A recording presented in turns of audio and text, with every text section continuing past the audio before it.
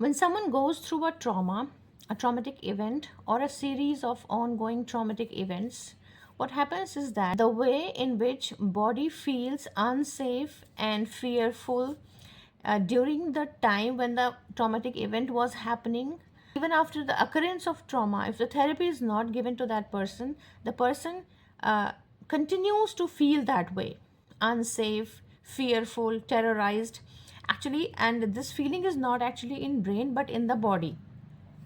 When the traumatic event has stopped and the person knows that the event is not occurring anymore, still the body continues to react in the same way. What happens is that the trauma gets stored in the body. As Dr. Van der Kolk says, body keeps the score. And because of which, even after the trauma, it's been years after that traumatic event, if the person does not get into trauma therapy, what happens is that body continues to react to that stored trauma, and person's window of tolerance gets shrinked, and the person gets overwhelmed, anxious, angry, irritated, fearful, nervous, restless, even at the occurrence of small events which are not that harmful or dangerous or scary to other people who don't have trauma. This is how the nervous system, the body, remembers that trauma and the feelings that someone felt at the time of occurrence of the trauma. They continue to feel those feelings even after the years of that trauma has been passed.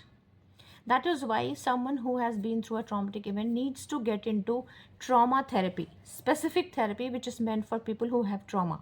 And they will teach you how to challenge your thoughts that are dysfunctional, your beliefs that are dysfunctional, that have manifested because of that traumatic event. They will help you challenge it, fight it, and reframe your thoughts in a positive way so that your body can again feel better. What happens is that when we change the way we think, our brain rewires it into the healthy form.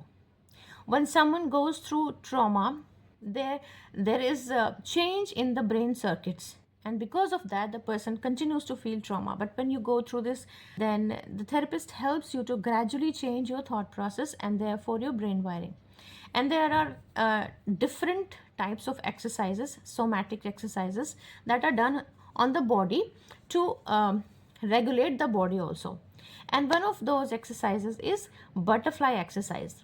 I will create more videos and will share more such exercises that you can do at home if you can't afford therapy. I know there are a lot of people who cannot afford therapy. So for them, I am creating videos in which I will be telling you trauma somatic exercises that you can do at home in order to deal with the trauma that is stored in your body. By doing these exercises, you can process the trauma and can become healthier once again. So one of these exercises is butterfly hug.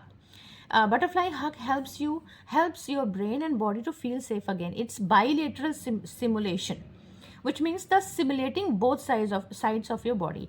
So there are different exercises for bilateral simulation, and one of these is butterfly hug. In this exercise, what you have to do is that you have to lock your thumbs like this and open your hands and make it look like a butterfly. Then put it here on your chest in a way that this index finger is just below your collarbone, and this index finger is also just below your collarbone. It must not be on the collarbone or above the collarbone, but below the collarbone. Now sit in a comfortable position, close your eyes or soften your gaze a little bit so that you can feel comfortable. Now take a deep breath, and as you exhale, begin to tap your hand alternatively. Right hand, then left hand, right hand, left hand. Continue to tap slowly and rhythmically. And while tapping, focus on something calming like a safe place, a positive memory, or simply your breath. So you have to continue doing like this. And continue to think about something safe or something calming. What this exercise does, it reduces the intensity of traumatic memories by activating the brain's processing mode. It helps to integrate these traumatic memories into your story without overwhelming emotions.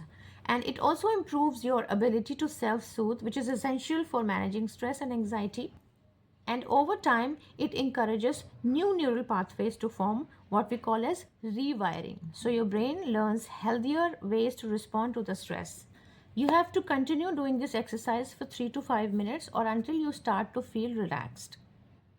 If this exercise helps you, please let me know in the comment sections, and I will tell you about more such exercises that you can do at home. Thank you.